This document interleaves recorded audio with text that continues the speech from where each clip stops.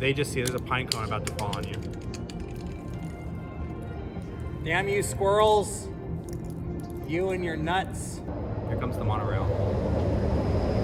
For those of you who are not aware, we're filming this in downtown Disney, right by the monorail station, because we figured this would be a quiet place to do this. This video is going to be kind of like tacked onto your video a little bit. Yeah, I'm gonna. So whatever you'd share in your review. Yeah, I'm gonna. If you guys are watching this before you watch the review, I'm gonna review the book. I liked it. I thought it was good. This was a snapshot of the magic world as it currently is right now. Mm-hmm. Like right now, with like Penn and Teller Fool Us, with COVID and everything. David Blaine, COVID. Mm-hmm. There's 52 chapters because there's 52 cards in a deck. Yeah, that was one of my notes.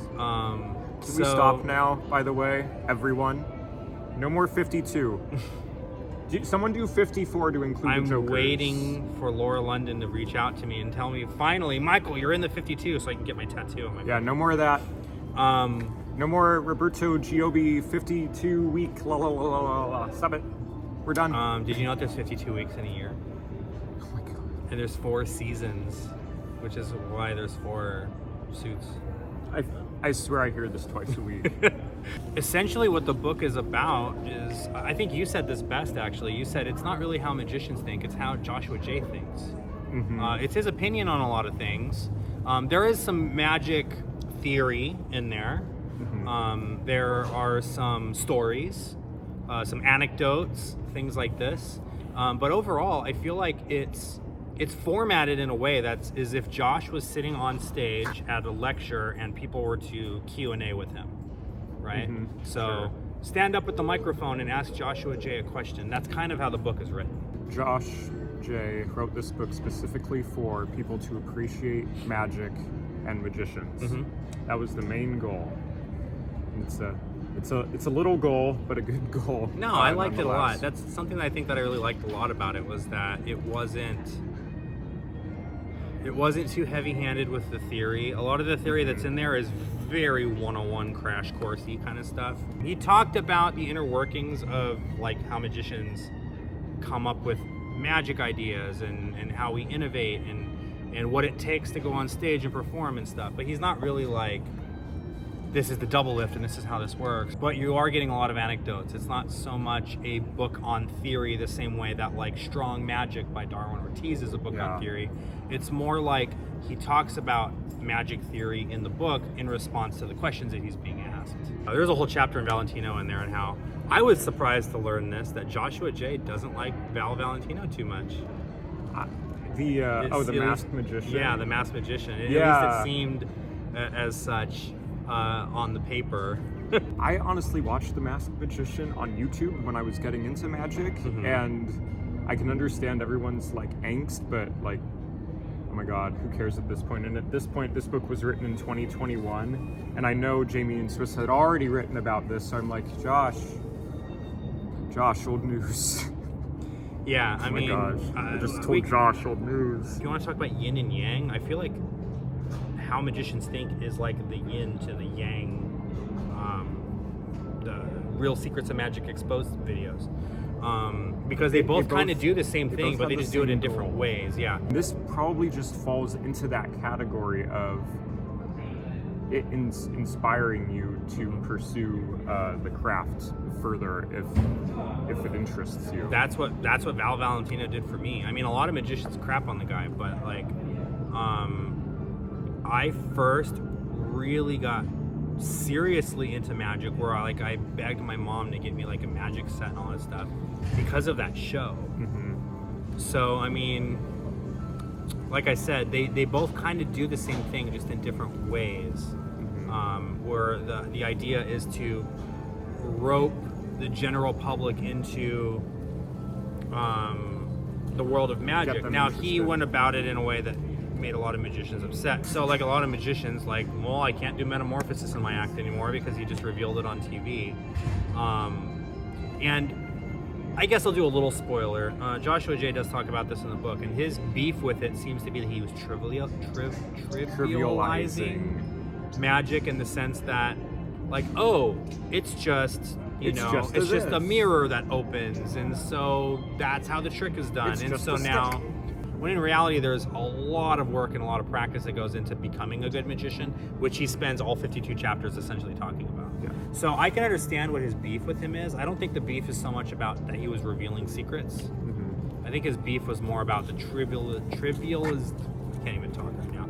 The trivialization of what it takes to be a magician. The chapter about magic as art, performing magic for zoo animals, how it's heartwarming but not art. And to me, to just do, I don't know if you saw the clip of me performing for the dolphin, and it did a double take. Mm-hmm. I'm just like, wow, Josh, thanks. Anyway, yeah. they did that face. Yeah, I felt devalued, but after reading that sentence, like what I did was low, and maybe I don't know. He had to be there. You know that Joshua J saw you post that video, so he put that in the book. Yes. He looked into the future. Whether he meant it that way or not, I felt a little devalued. I mean, I wouldn't argue that it is art. To do I mean, stunt art magic is for a 100% dolphin, subjective but anyway. If I take felt some leaves off the tree and drop them a certain way on paper, that could be art. I felt like, I don't know, I'd be scolded. Remind me of the sea turtle one. The sea turtle one was he was in Ecuador, and he followed like two children through like on a cliff, and they went down to the water, and the children, one of them had like a flute, or I guess, yeah, one of them had a flute, started playing, and then the sea turtles came up for air. Or, well, they didn't come up for air. The idea was that it was they were listening to the music. And so he goes back to investigate after he's amazed, and he finds, oh, they were just coming up for air. There's no magic in the universe. Based off my one experience from sea turtles listening to music. And I felt a little like, oh, Joshua J just doesn't believe in magic, or rather just doesn't value things that are magical. What is happening here? Something felt stilted. Here's Joshua J who's like, oh, magic, did you appreciate magic? And then, no, magic isn't real. It was very, quite the contrast. I mean, I see he was upset that he lost his $5 because someone explained that, oh, magic sea turtles. And he's like, no, I've been scammed in Ecuador. That's what's happened here. And yes, fair. You were scammed in Ecuador, Josh. Yeah, but at the heart of it, like, really, that was just the magic trick. If you really think about it. When you go to see a movie, right? There's something called a suspension of disbelief, which means that you know that you're watching a movie, but you get so invested in the movie that you forget that you're watching a movie. This is how we're able to watch a movie and cry, right? Or get really excited, or get scared, or whatever, right? Because you don't really believe what's happening is real, but part of you inside is willing to let go of that to buy into it and experience the whole thing. That is what magic is, in my opinion. Yeah. Right? So, like, I don't have to know that the magician on stage isn't really able to levitate, right? But if it's artistic and he's levitating and there's like this somber music playing and all the stage lighting changes and all this stuff, and I'm hooked into it and I feel something, that's magic. Yeah. I know that it's not really voodoo crazy stuff. It's but not I the know fantasy. But I know it's that magical. it is magical because it made me feel something watching that guy float on stage. Yeah. I'm sure Joshua J values the magical, but it didn't come across in that chapter. It felt like, I don't think there is real magic so it was in the universe. r/atheist situation. Yeah, like I'm kind of like, okay. Like, there's no magic, it's not real, blah, blah. Come on, sea turtles, man. You're in Ecuador listening to, I mean, it was clearly a scam. Yeah. Because they were trying to, like, he explains in the podcast that they were, like, doing some, like, ritual stuff. Yeah, I mean, the same thing could be said about, like, psychics or whatever. Yeah. You know, like, yeah, it's just... I feel like the sea turtles is a little more innocent than that, though. I think that was looking for magic in the wrong place. And good story to illustrate a point, but Not but a good hill to I die don't on. think I don't think the thought is finished. He has the Uri Geller story and how amazing that was to him, and I think that is his value of the magical. That was one of the opinions I didn't like too much, because other people have argued otherwise, whether or not, and not even for paranormal reasons, just experiencing the world as magical. Some people just see the magic in everything. Like they walk outside and they see a butterfly land on a flower and they're like, oh my goodness, that's a sign. That is such a sign. And then there are other people that, you could literally do like the most impossible thing. And they're just like, it's a wire, it's a magnet, it's whatever, like magic's not real, Debbie Downer situation. So there has to be some middle ground, I think, where you can't really take anything at face value, but at the same time, like it's okay to suspend your disbelief and just know that was just a fun thing to experience, right? Yeah. This was how Joshua J. sees the world and the world of magic, which is fine. But for a book called How Magicians Think, I was expecting a little more of I think you already said this, like a scientific approach to this, maybe, as opposed to just an opinion piece. Yeah. Something that was, here are the things in the magic world that we all know about, and I'm going to explain them to you so you're not at a total loss. Yeah. But there was a lot of, here's what I bought at an auction. Here's one of my favorite magicians. I went into this with like no expectations, so I think that's probably why I liked it better. It's kind of like when you have gotten all the spoilers for like the Spider-Man movie just came out, and everyone is like posting about how this movie changed their life, and like people are literally crying when they come out of the movie theaters, and then you go and you're just like, it was okay. And it's because you have a preconceived idea in your head of what it should be. You've built that expectation up to what it should be, and when you get there and it's not at the level of that expectation that you built it up for yourself, you feel disappointed. I think with this, the title built that expectation up for you. I think the better title for the book would have been just Magic, or Magic Matters. Yeah, why Magic Matters or whatever. Yeah, and because that was the goal of the book. Here's the ad copy. Let's find out if this had anything to do with why you felt a certain way before you bought the book and why now you feel a certain way after reading it. So, How Magicians Think. The door to magic is closed, but it's not locked. And now Joshua J. opens that door to reveal the artistry and obsessiveness, esoteric history, and long whispered about traditions of a subject shrouded in mystery. This book is my love letter to magic, and that was in quotes, says J. Quote, and it answers the questions people ask me every night after the show, end quote. So there's your question and answer structure right there. Joshua J. brings us right into the mind of a magician and how they develop their own otherworldly skills, conjure up illusions, and leave the rest of us slack-jawed with delight. Along the way, Jay reveals another kind of secret, one all readers will find meaningful, even if they never aspire to perform sleight of hand. What does it take to follow your heart and achieve excellence? Yeah. But just from reading that one part, it doesn't scream to me that you're going to learn how to be a professional magician. This screams more to me like, no, this is a really fun book, and you're going to learn something about magic if you're interested in magic. Yeah. In 52 short, compulsively readable essays, that is not a lie, by the way. There is literally a chapter that had one word in it. Yeah. I won't. No spoilers. The whole 52 chapters thing is kind of like there's padding there to get to the cliche of 52 cards. And that's why I said like there's 52 chapters. Really, there's 51 chapters because one chapter literally had one word in it. A couple of chapters were like that. They were like less than 1 page long.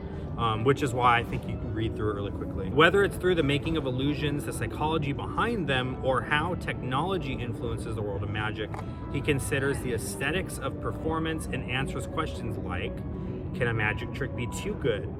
How do you saw a person in half? Is there real magic in the universe?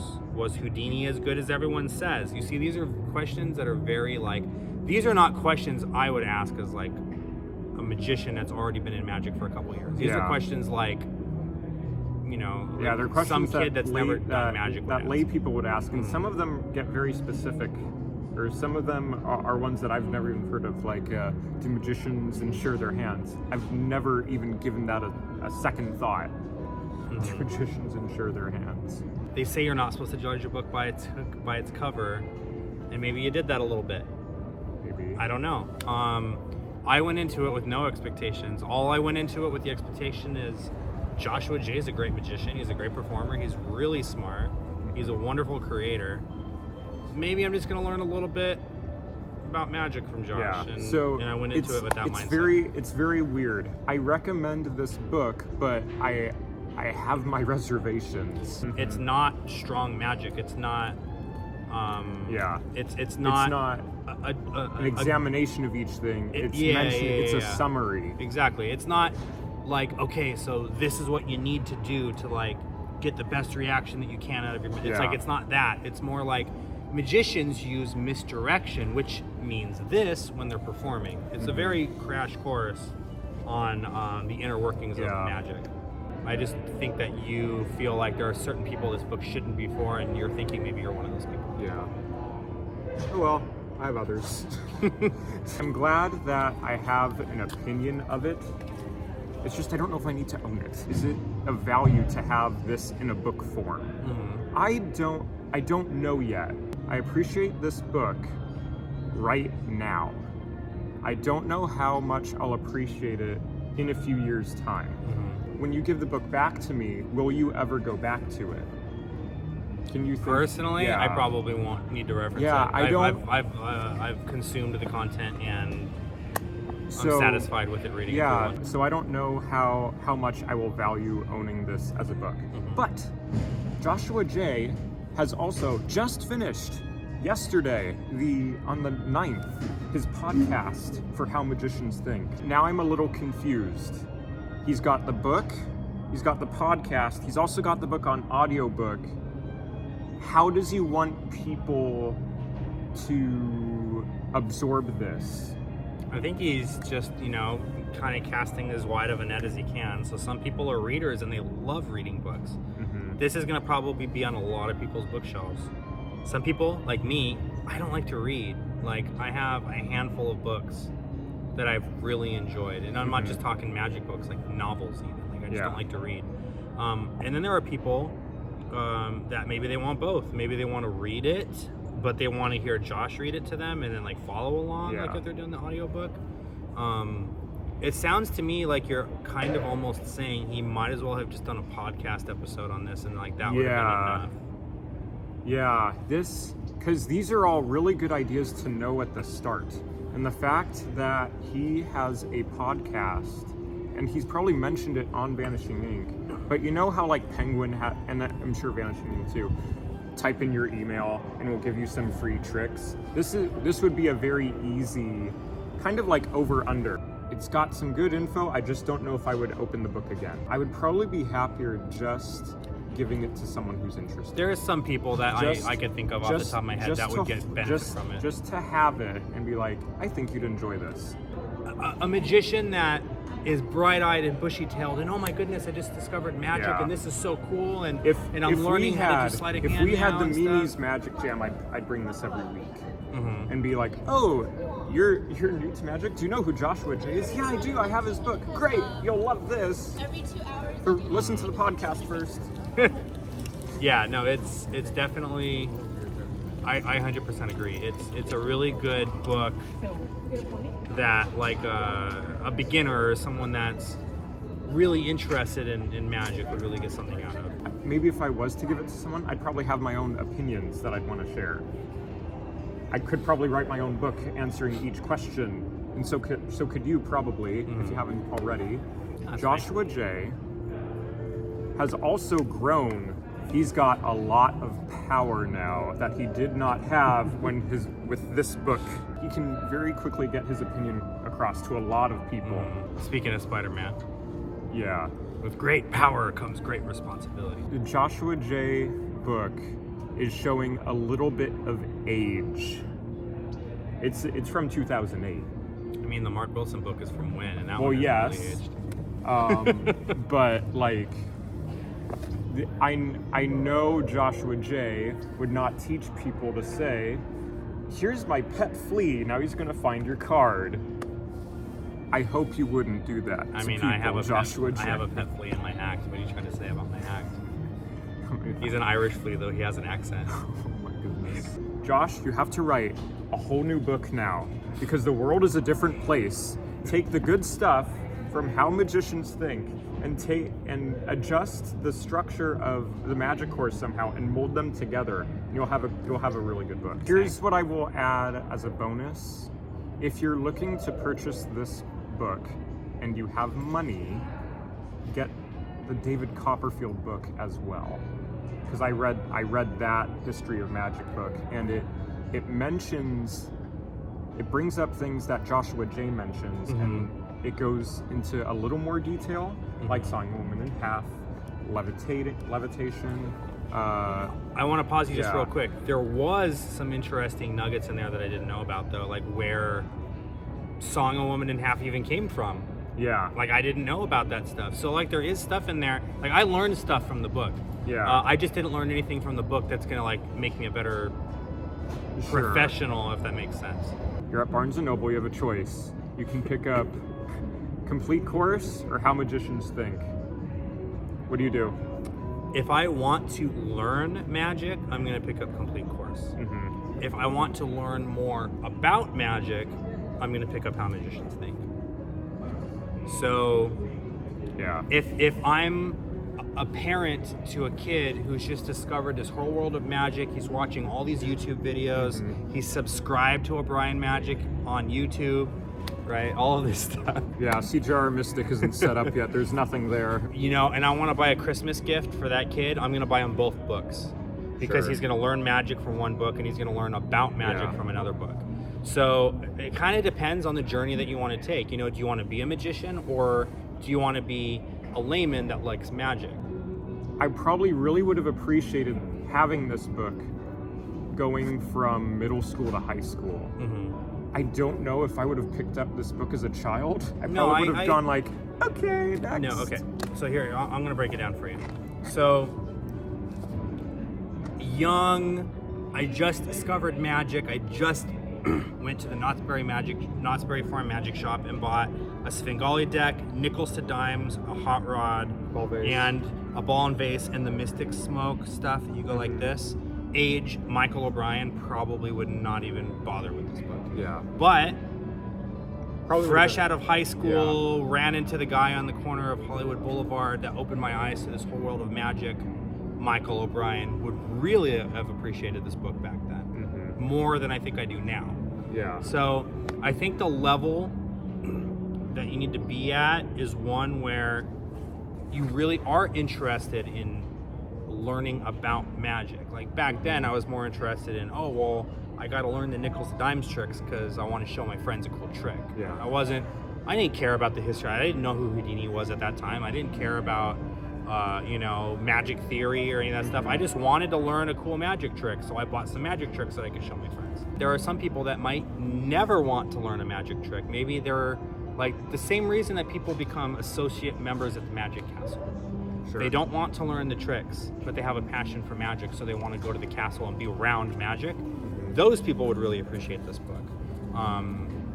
So there's a lot of different demographic of people that would appreciate this book for specific reasons. The one demographic that I do not think would enjoy this book is people that are already working professionals or are trying to become working professionals that think that they're going to buy this book and now they're going to be able to go out and take the stuff from this book and apply it to becoming a professional magician. That's not what it's for. Like Strong Magic would do that. Yeah. This book doesn't do that. This book is, like you said, it's more like an opinion, a lot of anecdotes. A great book. Again, I don't want to say it's a bad book, and I don't think that you're saying it's a bad book either. It was an easy read, and to say to someone who's new to magic, here, read this book, and they go, this is pretty simple, because it's not something that you study. It's something you read and get the opinion, and you're finished. Yeah, I mean, I literally read it like 2 hours the first day and like 2.5 hours the second day, and it was just like, it's a page turner. I mean, you're just going through it like this, and a lot of the pages have like empty space. It's like a 350-page book, right? I can't believe. Yeah, but it doesn't feel like, it's not a novel. You're not reading a 300-page novel. It's not a Harry Potter book. I will not say to, as my recommendation, drop everything you're doing right now and pick up this book, which is sometimes how I see, how I watch reviews or interpret them, is whatever you're doing right now, it's wrong. Go pick it up. If you're curious, I think you'll be surprised, or I think you'll enjoy what you find. Go listen to the podcast. If you like the podcast and you want to hear more from Joshua J., please go get the book from Amazon. I will even put a link in the description. I'm going to say, if you have $16 or $30 to just kind of like spend on something, and you're looking for a source of entertainment, buy the book. With the David Copperfield book, if you have more money. Yeah, buy the book. It's a good book. If you're looking to become the best professional magician that you can be, and you want to earn 6 figures doing magic and all of this stuff, that's not what this book is for. Yeah, not applicable. Yeah, but I do recommend the book. If you have the money for it, very good. Buy the book. All right, well, that was the first video for CJR Mystic Backstage. Let's see if we come back sometime for something else. Do you want to do Grandpa Magic next? What's Grandpa Magic?